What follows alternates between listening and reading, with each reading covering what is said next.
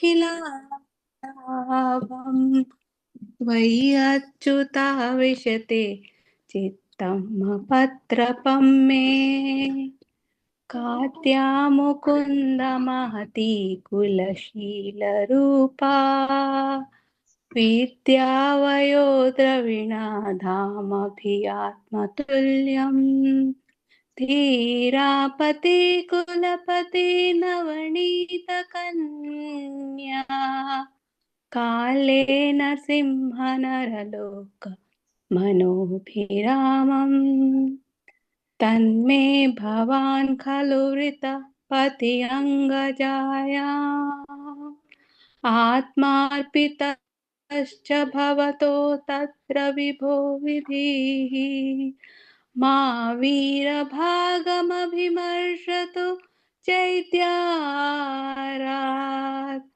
गोमायुवनमृगपति बलिअम्बुजाक्षा पूर्थेष्ठदत्तनियमं व्रतदेव विप्रा गुरु अर्चनादिविरलं भगवान् परेश आराधितो यदि गदाग्रज ऐत्यपाणिं गृह्णातु मे नदमघोषसुतादयोन्ये शोभाविनीत्वमजितोद्वहने विदर्भान् गुप्तः समेत पृथनान् पतिभिः परेश निर्मत्य चैत्यमगधेन्द्रबलं प्रसह्य मां राक्षसेन विधिनोद्वह वीर्यशुल्कम् अन्तःपुरान्तचरिमनिहत्य बन्धु त्वामुद्भवे कथनिधि प्रवदाम्यहुत उपायम् महती कुलदेवयात्रा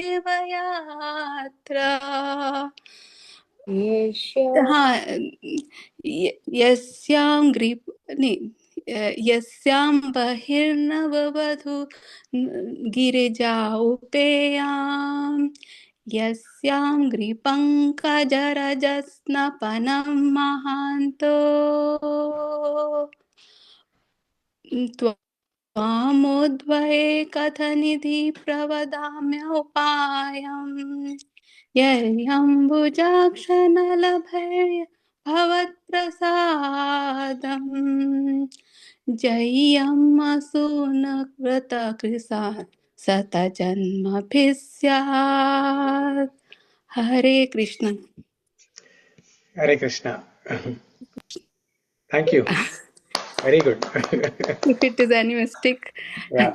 all glories to Srila Prabhupada and all spiritual master Prabhuji. Yeah, no, Thank you. very Thank nice. you for giving the opportunity, Prabhuji. Yeah, it was wonderful. So, yeah, good. I will learn in this tune. I will learn recitation of Rukmini prayers in this tune. I really like this tune actually. So, Prabhuji. yeah. I don't know. In this tune only I could able to. I have kept that another one, but I could not able to memorize it. But Yeah. when I keep in this meter, then I easily able to memorize with meaning. When I've read each and every word meaning, then Yeah. it is easy for me to memorize, Prabhuji. Yeah. No, this tune is very, very soothing, very catchy. It's very nice. Yeah. Thank you, Prabhuji. Yeah.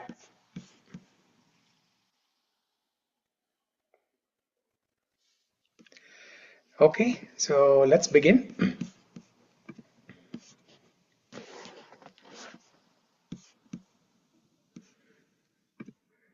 Today in the WhatsApp group, about 50 new people joined. Yes, Prabhuji. Yeah. More than 50 actually. Yeah. So I thought we will not have enough room in Zoom call to accommodate everyone. Okay. Looks like today is the least attendance. Yeah. So sometimes it happens. When Prabhupada, when he came to America, when he was giving classes, many times in the initial days, many times there were nobody in the classroom. Prabhupada just used to give the class to the walls. So like that, sometimes it happens. Okay, I see some new person, Bhumika. Hare Krishna, Bhumika, how are you?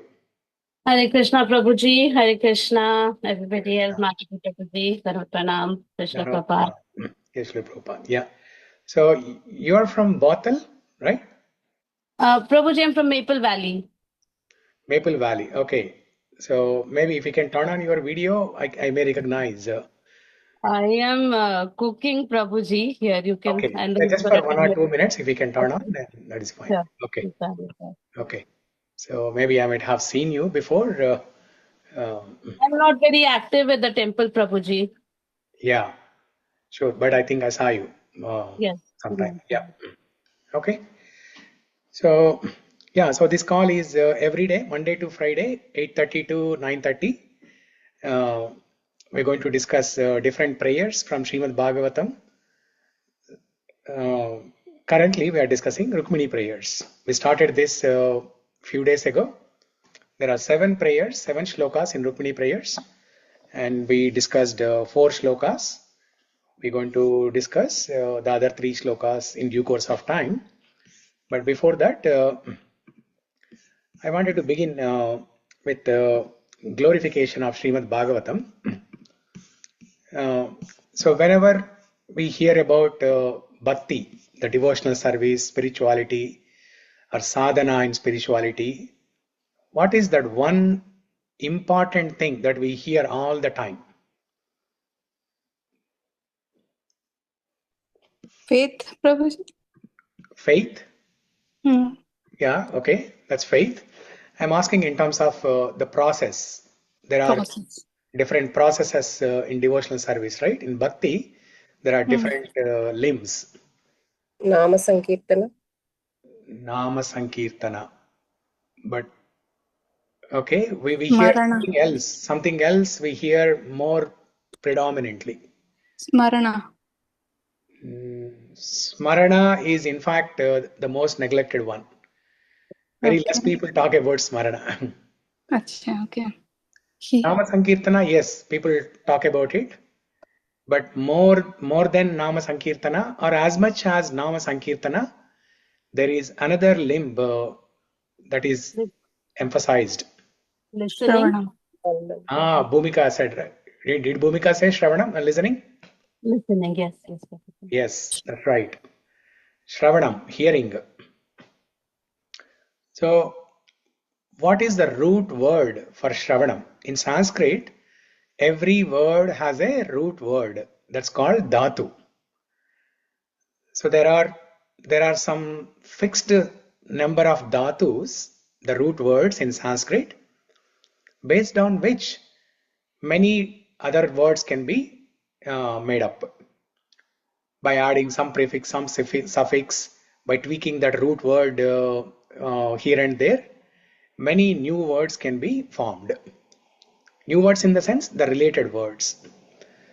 So similarly, this word Shravanam, which means hearing, this word Shravanam comes from the root word Charvanam. Have you all heard of this word Charvanam? No, Prabhuji. Oh, Prabhuji. No? No, Prabhuji. Charvanam. Nobody heard this word Charvanam?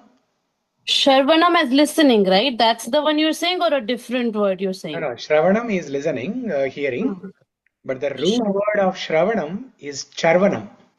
Sharvanam, no, Prabhuji. I have not heard. चरवन बोलते हैं ना हिंदी में चरवन बोलते हैं ना मतलब क्या होता है చర్వన్ కర్ణ తెలుగులో కూడా ఉందండి చర్వనం తెలుగులో కూడా ఉంది it's there in Telugu as well Anyways, we need to. Sanskrit word kada charanam ante charana. Charvanam is Sanskrit word, but it's there in Telugu also. Yeah. చరణం తెలుసు కానీ చర్వణం తెలియదు. చరణం Okay. So charvanam means to chew, to eat, to chew. When you want to eat food, what do? You take a morsel of a food and put it in your mouth and you chew properly, like 32 times, right? Ideally, we have to chew each bite or each morsel of food, we have to chew 32 times so that it is digested properly. So this process is called charvanam. You eat it up nicely. You chew it nicely.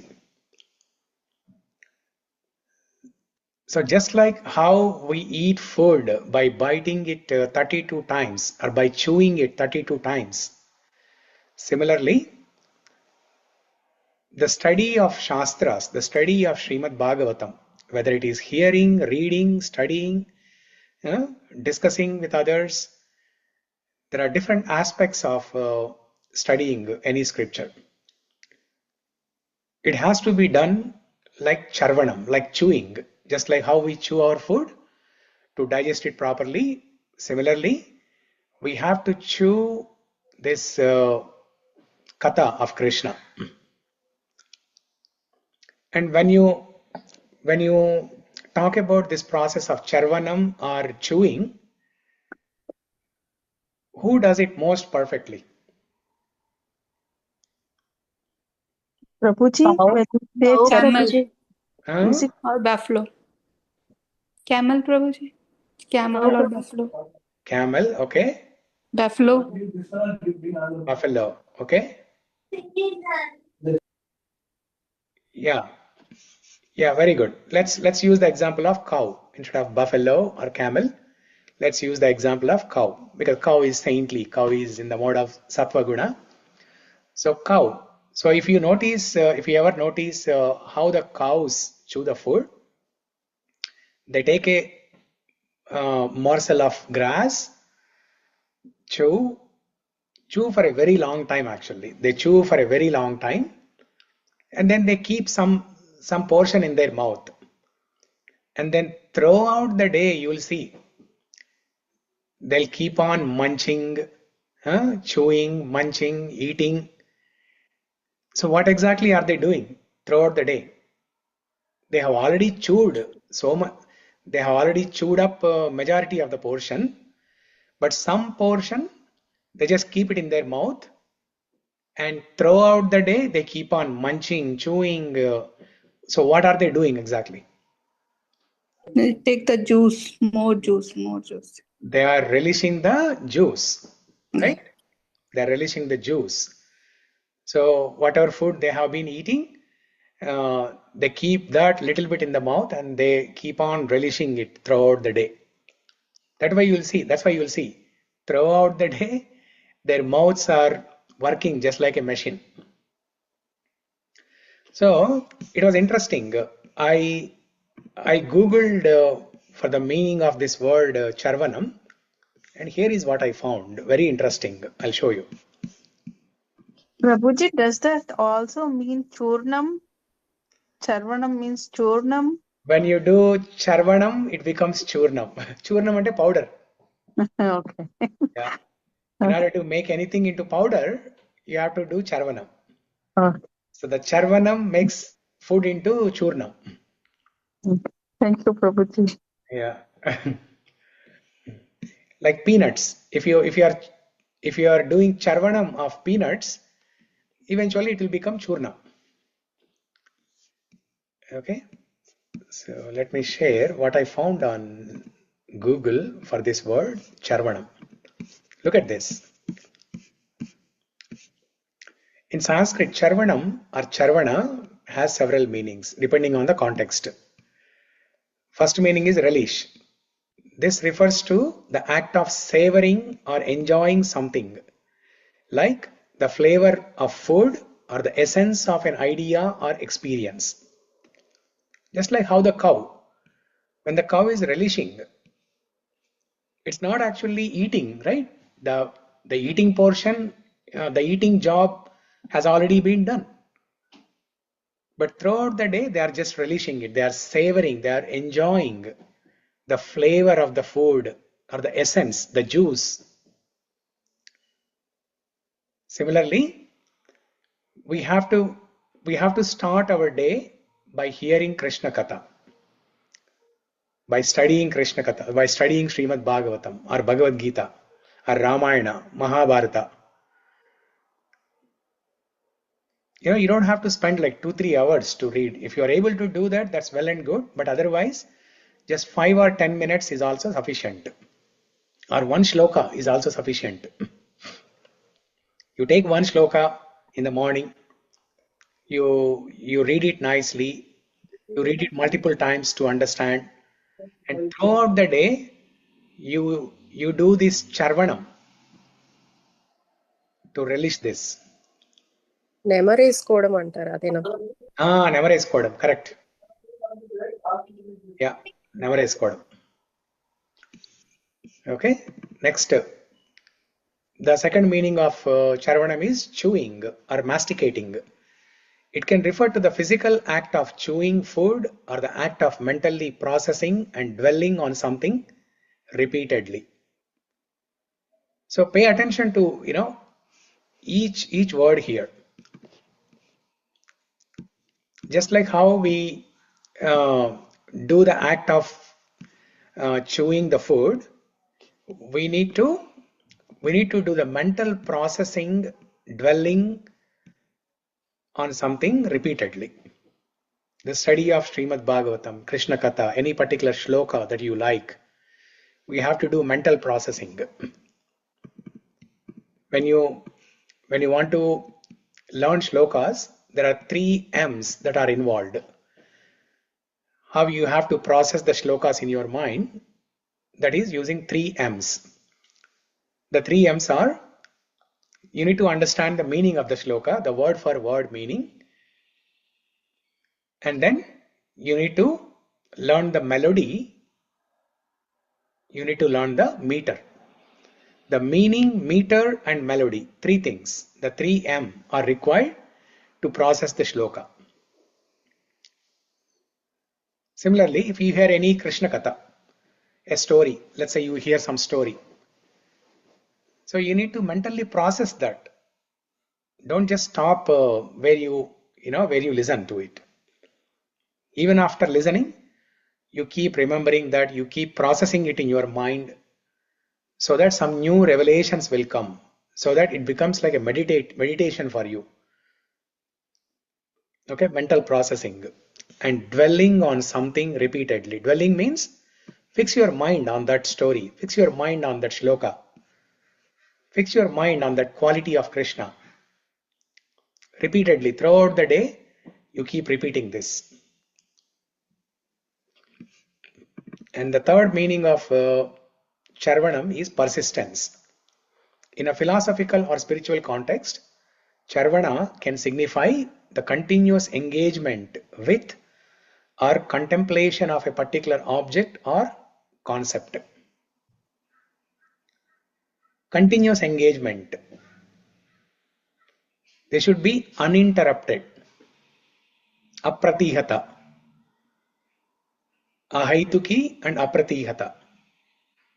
Ahaituki means without any selfish desires. Apratihata means uninterrupted. So right now we don't have this ahaituki quality. Ahaituki means I don't have any selfish desires. Are we at that stage now? No, we are not at that stage of ahaituki. None of us can say that, oh, I don't have any desires. No, all of us have desires.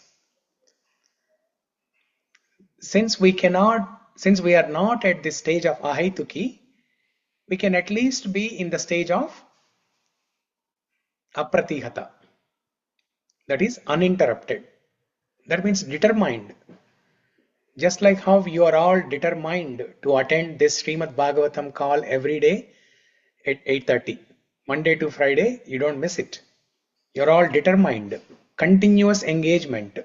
Uninterrupted. apratihata.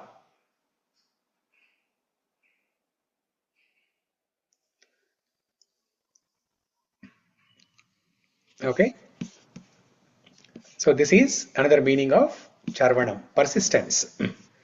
So many beautiful things about this process of charvanam, and everything can be connected to food, or everything can be related to spirituality. The three aspects: chew, relish, and persistence. You do that continuously. So you read Srimad Bhagavatam, you process it mentally, you dwell on it, you meditate on what you hear, and you relish it.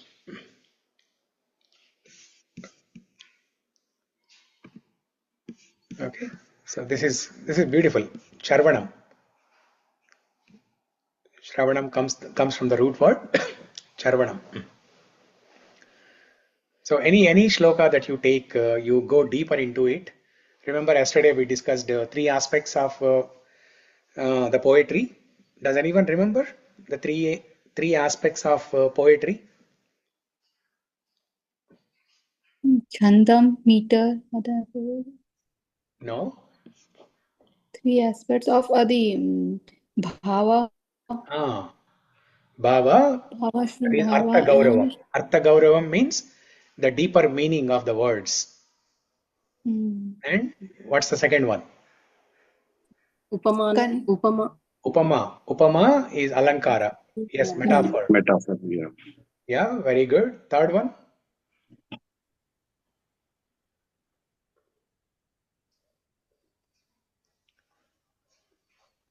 What's the third one? Chandas. Hmm? The how we are in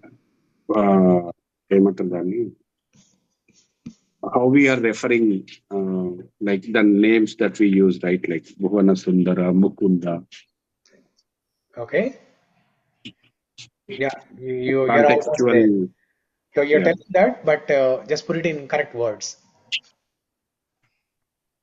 reference. The way we invoke the contextual specific incarnation, like The choice of words. choice of words. Okay. Yeah, Padalalityam. choice of words. Padalalityam. Padalalityam, yeah.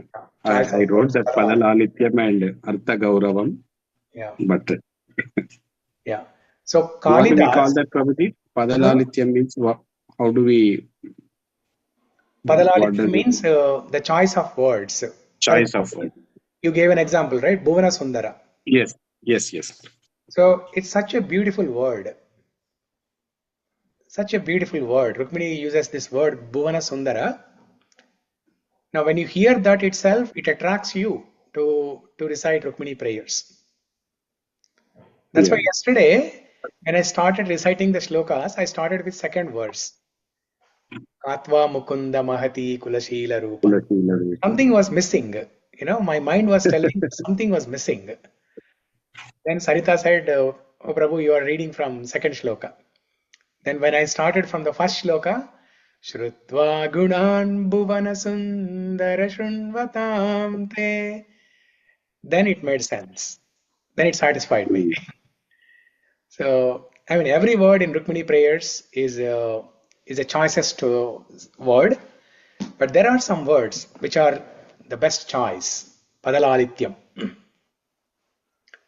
Lalityam means the soft nature, the pleasing nature, the attractive feature of the words. Artha Gauravam, how does it translate, Prabhu? Artha Gauram, the meaning, the depth of the words. Depth of the words, okay. Yeah, the depth of the words. So there are three poets in the history who are very famous. Kalidas, we all know about Kalidas, right? Kalidas was well known for metaphor, upamas. You ask anything, Kalidas would give a upama for anything in a fraction of a second. Kalidas was known for two things: the speed and upamas. The way Kalidas would compose shlokas or poetry, if you ask a question, before you complete the question itself, he starts composing a shloka. For example, once in the assembly of a king, I think it was Akbar only. So Akbar asked Kalidas, give me the list of 10 different things that they all should start with the letter Ma, the alphabet Ma, and the nature of these words or nature of these entities, is moving. 10 different things that are moving, and they all start with Ma. And he gives the list. Ma, Mano, Megho, Madupo, Madhyapo, Matsyo, Markato, Maruto. Like that, he gives a list of 10 different things. Ma means wealth, dhanam. Madhyapo means one who is drunk. One who is drunk, he is not stable, right? He is not fixed in one position. He is moving. The first one, wealth, is also moving. Today, wealth is there with me. Tomorrow, it will go to Shiva. From Shiva, it will go to somebody else. So it keeps on moving. Wealth keeps on moving from person to person. And Madhyapo, the drunkard person, also keeps on moving. Ma, Madhyapo, Mano means Manasu, mind. Mind is always moving, restless, Chanchala. Ma, Mano, Madhyapo, Madupo. Madupo means honeybees. Honeybees are constantly moving from one flower to another flower to capture the nectar from the flowers. So Ma, Mano, Madhyapo, Madupo, Matsyo. Matsya is fish. Fish in the water is always moving. Markato. Markata is monkey. Monkey, yeah. Monkeys are very famous, very well known for this adjective of moving. They keep on jumping up and down on a tree. They keep on jumping up and down from a wall. By the moment you see that the monkey is here, next second the monkey is somewhere else. That's why they compare the mind with monkey. Mind is like monkey. So that is Markata. And then Matkuno. Matkuno means bed bugs. The nature of bed bugs is such that they camouflage. They camouflage into the coverings of the bed. So you will not see them. And by the time you think that the bed bug is in one place, the bed bug moves to another place. They keep on moving. Within the same bed, they keep on moving. Bed bugs. Matkuna. So Ma, Mano, Madhyapo, Madupo, Matsyo, Markato, Matkuno. What else?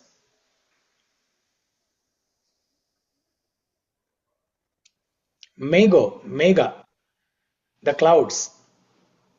The clouds are also constantly moving, right?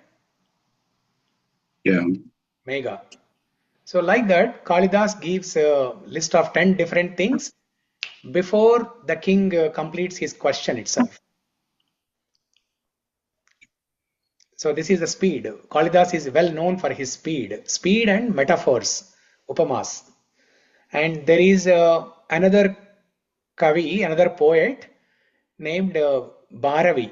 Bharavi is known for Artha Gauravam, the depth of the meaning, the depth of the words. And then there is another poet by name Dandi, who is known for Padalalityam, the choicest words, the choice of words. He is well known for that. So Kalidas, Dandi and Bharavi, these three people are known for the three important aspects of poetry or shlokas in Sanskrit: Arthagauravam, Upamas, and Padalalityam. And Rupa Goswami, who is a very great saintly poet in Gaudiya Vaishnava Sampradaya. He has all these three skills. Just like how Kalidas is an expert at Upamas, and Dandi is an expert at Padalalityam, Bharavi, Arthagauravam. Whereas Rupa Goswami, he has a good combination of all these three. He composed one shloka glorifying Radharani using only 2 syllables. Radha. It's a standard 8 syllable Anushtup Chanda shloka of 4 lines, which contains 4 padas. But there are only 2 syllables. In the entire shloka, there are only 2 syllables. Radha. It goes something like this. Dare dhara radha dhara dharam dhura dhuram. Something like that. I don't remember the shloka.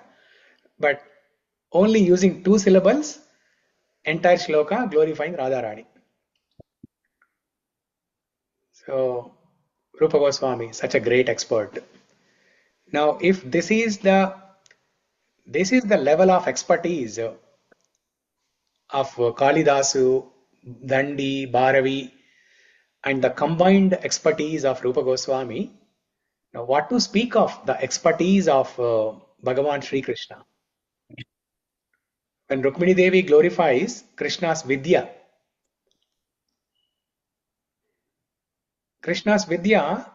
now Rukmini Devi says,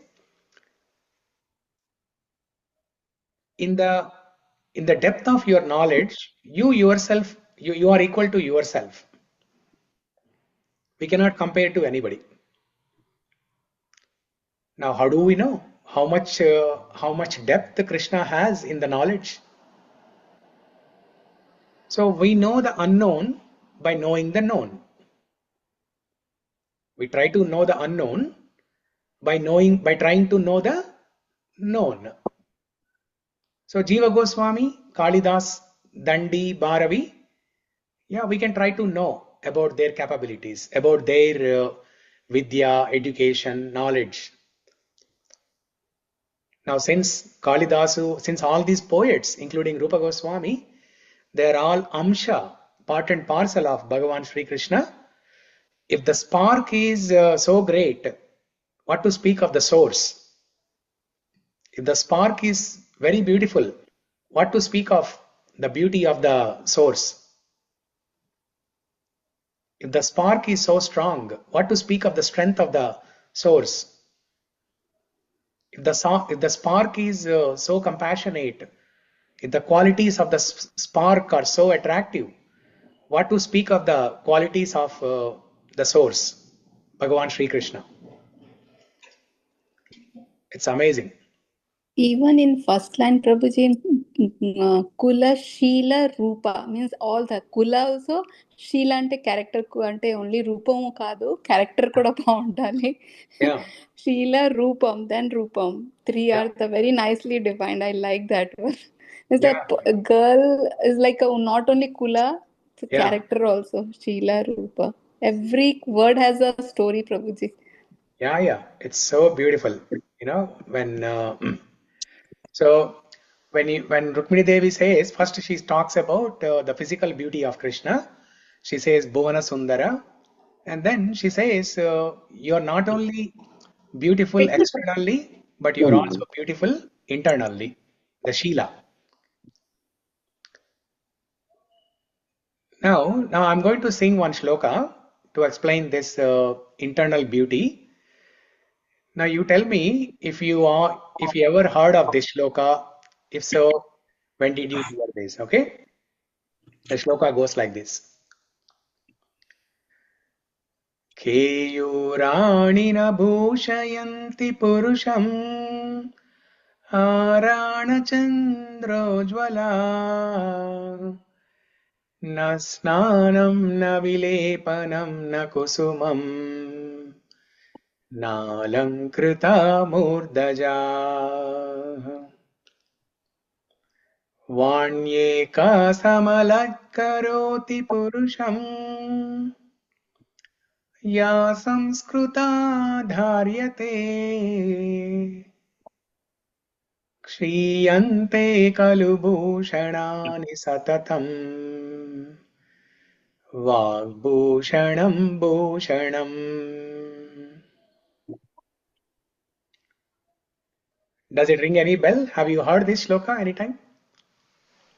No, Prabhuji. Hmm? No, Prabhuji. No?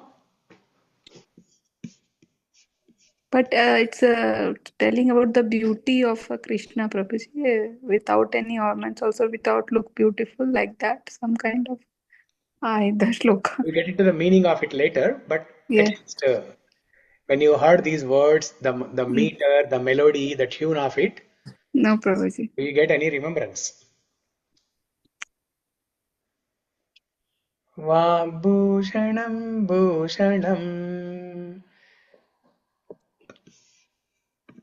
Keyurani na bhushayanti purusham. We all heard this in our childhood. Remember, we used to listen to radio. In All India Yeah. Radio, there used to be a program, Sanskrit learning program. It comes every day, I think every day afternoon, 2 o'clock, or maybe only on Sunday, but it used to come. And this is the shloka that runs in that program. Before starting to teach the Sanskrit class, they recite this shloka. Correct. Yeah. Eyurani na bhushayanti purusham. Especially the last line.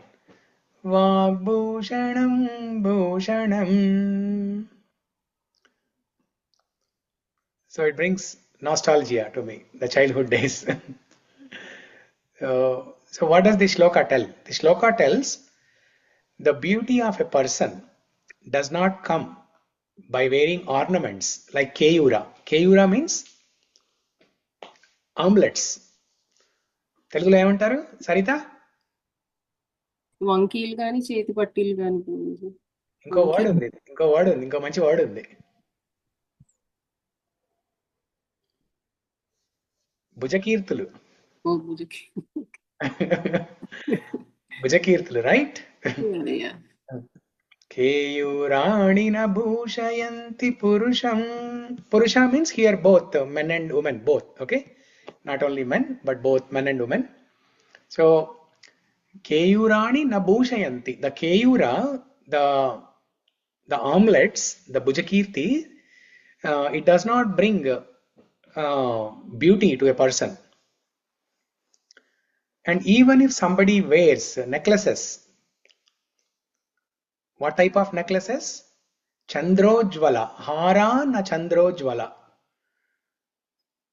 Even if somebody wears dazzling, shining, glittering golden necklaces, hara na chandrojvala, still that does not decorate a person. Na snanam.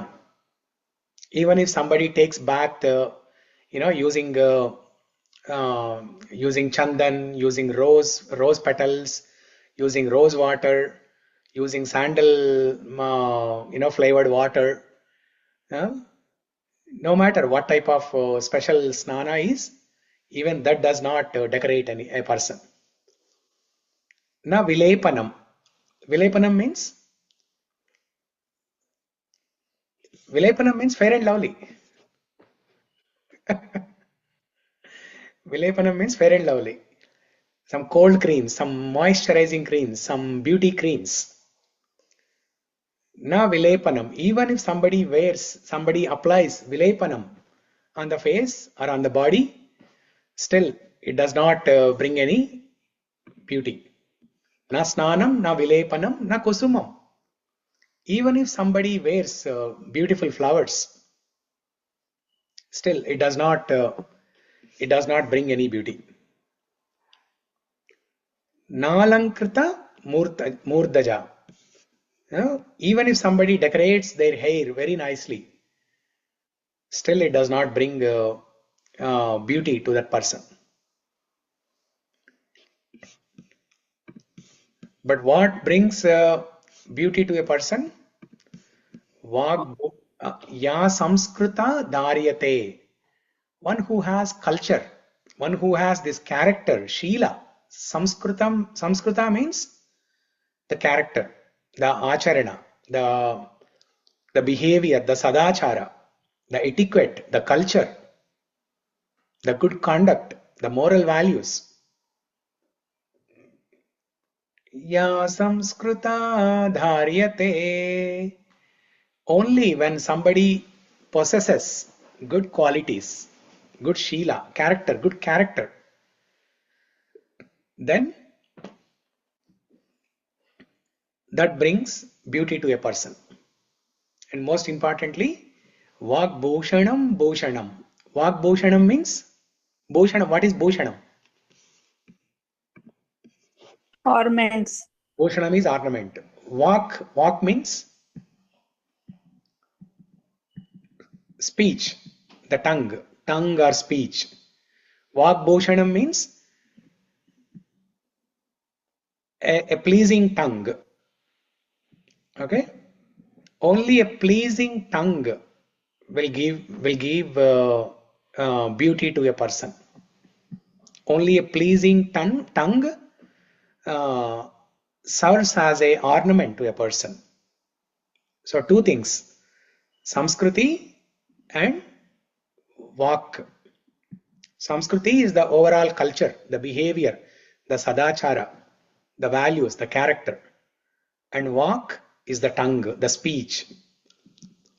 So if one has these two things, the Sheela and Vak, then that brings beauty to a person. So now after the call, either tonight or tomorrow morning, you call your parents, you ask your mom and dad, Daddy or Mommy, did you hear this shloka when I was a child? Keyurani vabhushayanti purusham. And then they will tell you. Okay? So, and talking about Krishna's beauty, right?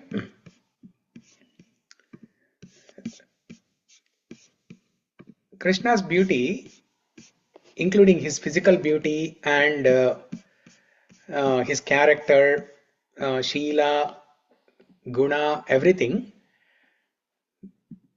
This was summarized by Krishnadas Kaviraj Goswami, who has written Chaitanya Charitamrita. In one of his works called Govinda Leelamrita, he has written a shloka, beautiful shloka. It's a conversation between two parrots, a male parrot and a female parrot.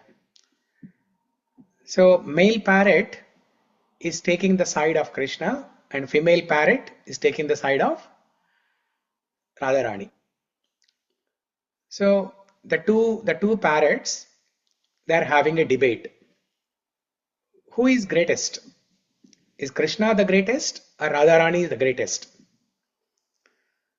So there's a long conversation between the two parrots, and in one of the dialogues, the male parrot says, Saundaryam lalanali dhairya dalanam Leela Ramastambhini Viryam Kandukitadri Varyamamala Pare Parādham Guna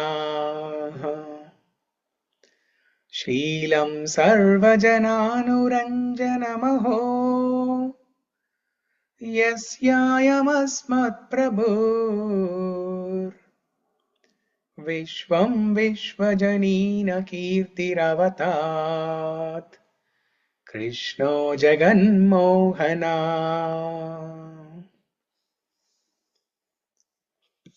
Okay, I'll display this shloka and I'll share the screen and we all can repeat this. It's a beautiful shloka.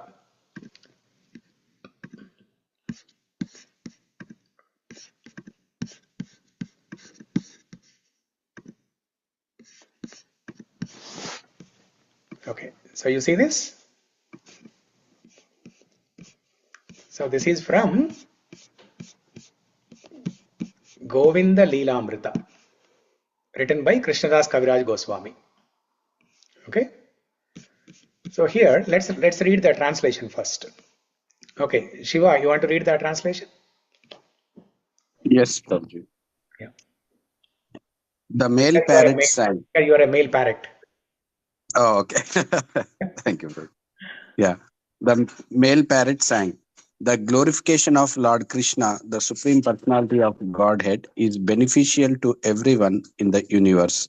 His beauty is victorious over the gopis of Vrindavan, and it subdues their patience. His pastimes astound the goddess of fortune, and his bodily strength turns Govardhana hill into a small toy like a ball.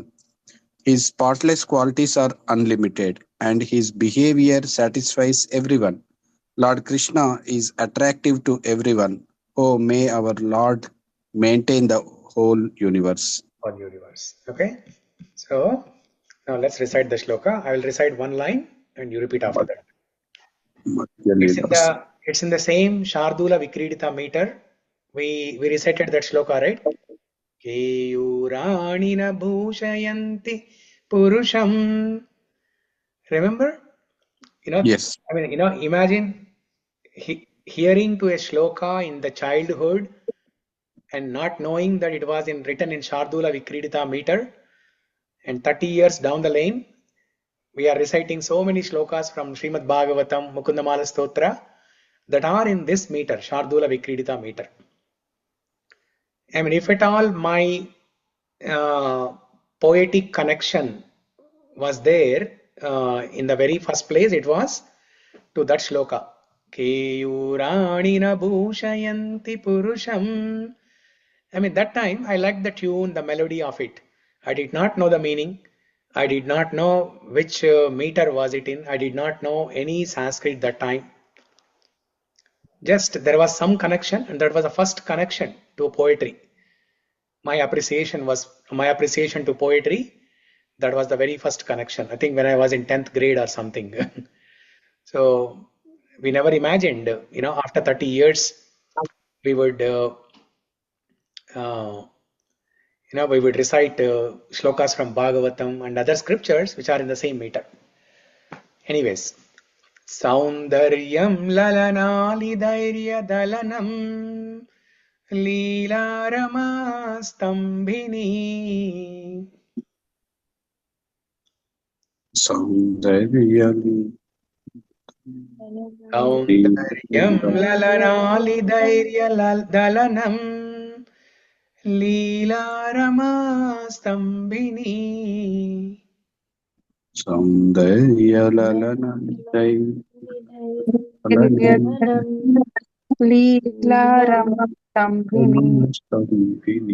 Viryam Kandukitadrivaryamamala Pare Parardam Gunaha.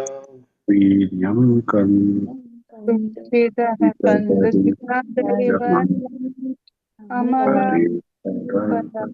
Parardam Gunaha. Sheelam Sarvajananuranjanamaho Yasyayamasmat Prabhur. Sheelam Sarvajananuranjanam Asmatam Prabhu. Vishwam Vishwajanina Kirtiravatat Krishno Jaganmohana. Vishwam Vishwajanita Kirtayam Vishnu Jagannathana. Yeah, look at the words here. When we were talking about Padalalithyam, right? How beautiful the words are. Krishno Jaganmohana. Sheelam Sarvajananuranjanamaho. Aho means alas. Oh, how great it is to know that Krishna's character pleases everybody. Sheelam Sarvajananuranjanam. Ranjanam means one that gives pleasure. Sarva jananu ranjanam. It gives pleasure to everybody. It pleases everybody. What is that? Sheelam. Sheelam sarva jananu ranjanam. And what is about his beauty? Saundaryam lalanali dhairya dalanam. Now look at this word. This is very beautiful. Lalanali. What is lalanali? Ladies లలన అంటే ladies Huh? లలన అంటే ladies అని Oh, what is that? లలన means ladies అని Ladies. Correct. Lalanali means group of ladies, especially here, group of gopis. The gopis of Vrindavan. In Telugu, they say, right? Ali. Ali means wife. Alu Magalu. That means wife and husband. Ali is also referred to wife, or Ali in general referred to lady. Yeah? Lalanali means a loving lady, lovable lady.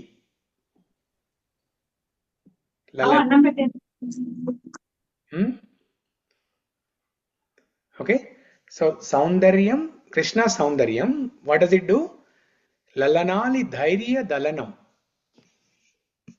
That means it subdues their patience. So gopis, we all know that after Krishna left Vrindavan, gopis waited forever. Krishna said, I will come back. And gopis waited forever. And there was no mention of Krishna returning to Vrindavan in Bhagavatam. But the Acharyas explained that Krishna never leaves Vrindavan. But gopis are in the mood of separation. When the gopis are in the mood of separation, when they were suffering from the pangs of separation from Krishna, the only thing that pacifies them is Krishna's beauty. Saundaryam lalanali dhairya dalanam. Krishna's beauty subdues the patience of gopis. If you look at the translation, right? The male parrot sang, the glorification of Lord Krishna, the Supreme Personality of Godhead, is beneficial to everyone in the universe. His beauty is victorious over the gopis of Vrindavana, and it subdues their patience. When the gopis are waiting, forever, when the gopis are waiting patiently for Krishna, the only thing that gives them solace, or the only thing that pacifies them, is Krishna's beauty. Whenever they are feeling heat of separation from Krishna, as soon as they think about Krishna's beauty, they are pacified. His pastimes astound the goddess of fortune. So like that, this is a glorification of Krishna's beauty, Kula, Sheela, and so on.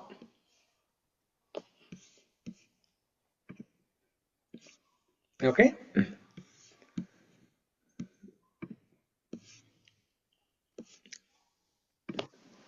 So yesterday we were discussing about the shloka 4, right? Purteshta datta niyama vrata deva vipra gurvarchanadi viralam bhagavan pareśaḥ आराधितो यदि गदा ग्रजयेत्य पाणिं गृह्णातु मेन दमघोष सुतादयोन्ये. So we were discussing about pareśaḥ, right? Pareśaḥ means controller. Hmm? Controller. I mean, he can Controller, control. supreme controller. Okay. So Rukmini was calling out to Krishna, who is the supreme controller of everything, because Rukmini does not have any control on the situation that she was going through. That's why she called out to this Krishna, who has control on everything. Now this pareśaḥ Paresha, Parameshwara. Parameshwara is also the same thing. Controller, supreme controller. Isha means controller and Parameshwara is supreme controller. Or Ishvara is controller, Parameshwara is supreme controller.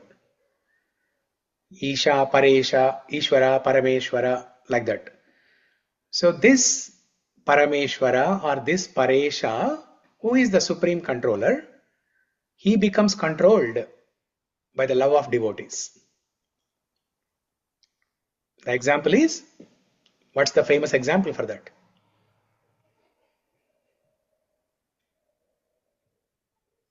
What's the famous example where Krishna becomes controlled by his devotees?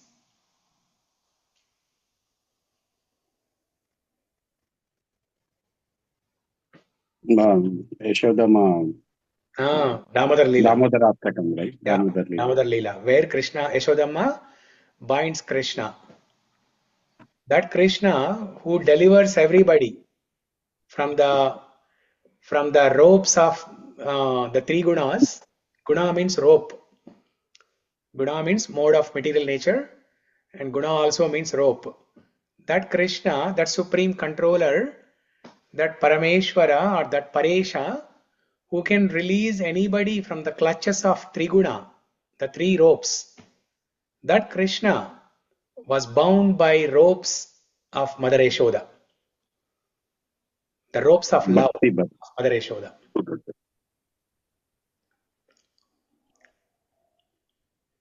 So the Paresha becomes parādhīna. Paresha becomes parādhīna. Krishna tells in Srimad Bhagavatam, in that episode where Ambarish Maharaj was cursed by Durvasa Muni, and Krishna releases Sudarshan Chakra to kill Durvasana so that he can save Ambarish Maharaj. Durvasa Muni runs heavily. He runs here and there. He takes shelter of many people, Indra, Varuna, Vayu, Agni, and so on. But nobody was able to save him. Finally, he goes to the spiritual world, Vaikunta, and takes shelter of Narayana. And then Vishnu or Krishna explains to Durvasa Muni saying that when my devotees show unalloyed love and devotion to me, I become controlled by them. Aham bhakta parādhīno hi asvatantra ivadvija sadhubir grasta hridayo bhaktair bhakta janapriyaha. Aham bhakta parādhīno. I become subordinate to my devotees. I become controlled by my devotees. Parādhīna. Parādhīna means I become dependent on my devotees. Now Krishna is independent. He is Samrat. He is independent. He is Samrat. Like an emperor. He is independent. But when devotees show unalloyed love and devotion for him, he becomes dependent on him.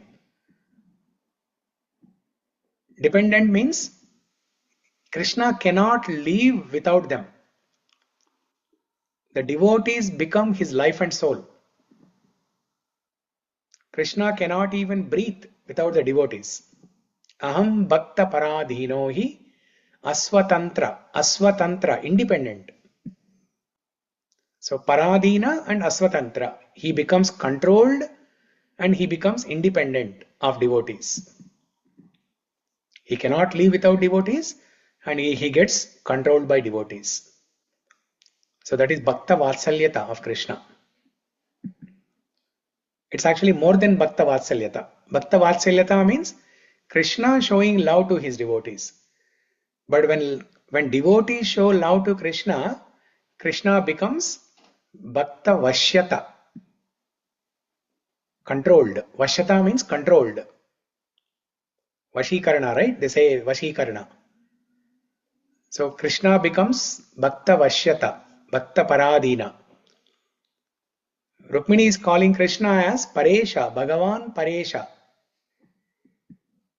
But that Krishna, who is the Supreme Personality, who is the Supreme Creator, Proprietor, Maintainer, Enjoyer and Controller, he becomes Bhakta Parādhīna, Bhakta Vashyata,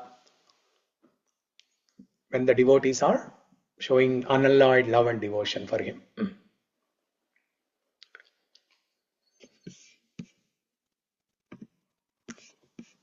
So she's actually invoking all this, Yesterday, one meaning of pareśaḥ that we discussed was when Rukmini Devi used this word pareśaḥ, she indicates that Rukmini Devi does not have any control on her situation, but Krishna has control on everything. He is a supreme controller. That is one meaning. Another meaning is that pareśaḥ can become parādhīna because of Rukmini's love for Krishna. So as soon as Krishna reads that letter brought by the Brahmana, when Krishna reads that, his heart is melted with love, and he wants to reciprocate. So he becomes controlled by Rukmini. He becomes controlled by devotees. Aham bhakta parādhīno hi asvatantra dvija. So how beautiful it is. So Rukmini Devi is invoking the two aspects here, the supreme controller aspect and the bhakta vasalyata or bhakta vashyata aspect of Krishna. Controller becomes controlled. Very beautiful.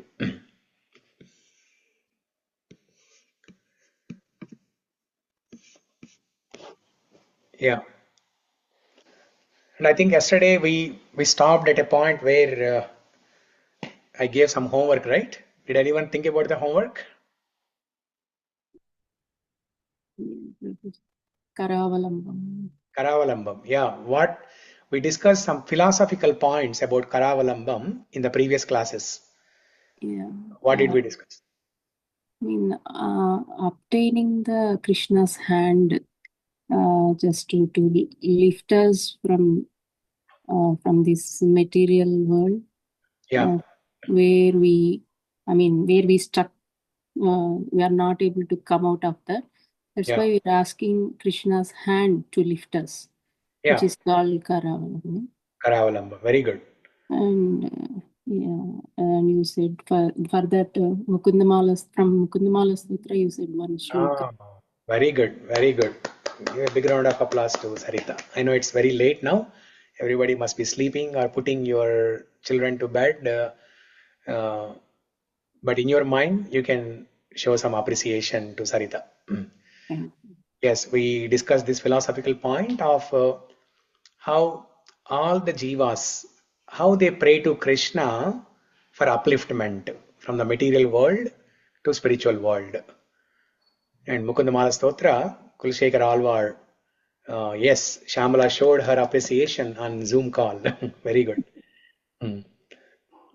How Kulshekar Alvar in Mukundamala Stotra, Andhasya me hrita viveka mahadhanasya chaurai prabho balibirindriya namadheyai mohanda kupa kuhare vinipatitasya devesha dehi krupanasya karavalambam.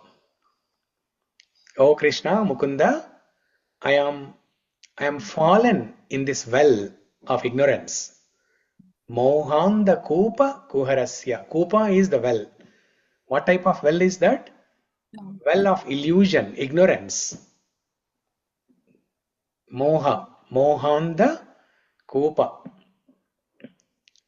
It's the well of darkness, ignorance, avidya, moha, illusion. I'm stuck in this well. Please come and uplift me. Please give me your hand. Devesha dehi krupanasya karavalambam. So, very good. So there are other acharyas who gave some similar points like this. who gave some prayers or stutis like this in the same lines of Kulashekara Alvar. That we will discuss tomorrow.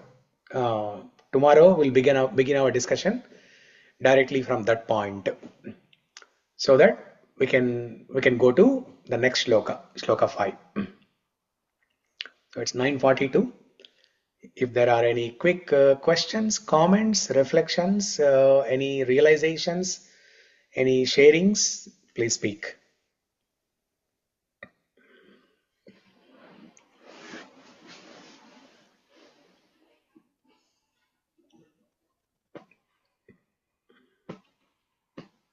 When you are describing Krishna's beauty with so many examples said by so many like Rupa Goswami or any other people and poets, we are not able to imagine how beautiful Krishna is.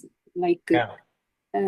they are very poets means they can see in a different way, but maybe we are not able to imagine how beauty is Krishna.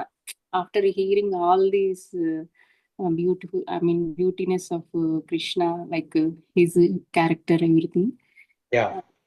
So it's not possible for us, Prabhuji. Imagine also, but great people. Look at this. Look at this. Yeah. See how beautiful Krishna is. Yeah. See.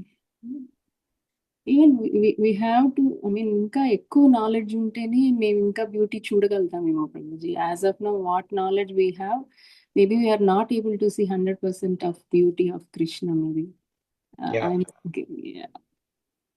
Every day you are giving so many examples, so many descriptions about beauty of Krishna. Means how beauty he is. అంత గొప్ప వాళ్ళే వర్ణించలేకపోతే how can we Yeah. imagine? Yeah. We cannot even describe Krishna's beauty even 0.00001%. Yeah. What we are doing is only we are scratching the surface. Yeah. When you know more about Krishna, then only we can see more beauty in Krishna, maybe. Yeah. But we see Krishna through the lens of scriptures. Yeah. So acharyas have written so many stotrams, so many stutis, shlokas glorifying Krishna's beauty. So we see Krishna's beauty through the lens of scriptures. Even a painter, how can he paint Krishna's beauty? Yeah. This much And, beauty, how can he paint? Yeah, and the good thing is we see many pictures of Krishna, right? Painted by different artists and even AI, you know. But the good thing is we don't find much difference. They are pretty much you know, they are all in line with each other. Yeah. As if somebody is telling all these people, or as if somebody is showing a photo of Krishna to all these people and asking them to paint. That's how all these paintings, you know, come. So it is Krishna as Paramatma who inspires that artist to paint like that. Of course, the painters or artists in the olden days, they based all their paintings on Agama Shastra, where Krishna's Rupam is described. And then the same thing is carried on, you know, over generations. And in the modern days, even if people are not reading Agama Shastra, but at least they are using one of the oldest pictures, some of the old pictures as the baseline, and they are building on that. Just like artificial intelligence, right? How artificial intelligence is able to generate a beautiful image of Krishna. Because whatever source it has, whatever input it has, it modifies, it tweaks a little bit here and there, and it generates a beautiful image. So like that, the source is always Agama Shastra. That's how all these artists over different generations, they have been painting Krishna's pictures so beautifully. So, yeah. Okay, yeah, very nice. That's a nice point. And each picture or each paint is everyone is looking differently. That's why different people are describing in different ways. Yeah. So that is also, I mean, ఒక్కొక్క picture ని ఒక్కొక్కరు ఒక్కొక్క విధంగా ఆస్వాదిస్తుంటే ఒక్కొక్క విధంగా శ్లోకాలు వచ్చేస్తున్నాయి. Yeah, because Krishna himself tells in Bhagavatam, Yadhyat diyata urugaya vibhavayanti tadhat vapu pranayase tadanugrahaya. Krishna says, I manifest in the form that my devotees meditate upon. If somebody meditates on that Krishna who just takes bath in Yamuna river, his clothes are a little bit wet, sitting on banks of Yamuna river and playing a flute with a peacock on his head and only a piece of cloth as a turban around his head with simple decoration like gunja berry, gunja mala decoration. If somebody is meditating on that, Krishna will manifest in that form in their heart. And the shloka composed by that poet will be about that form.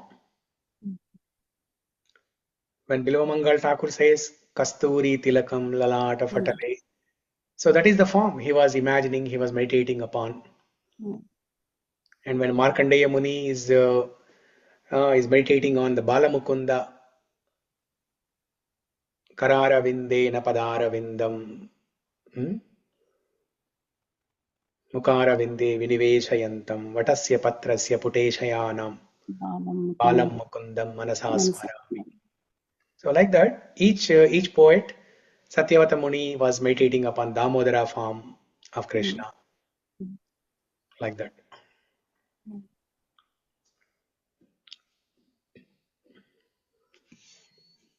Okay. Anybody else?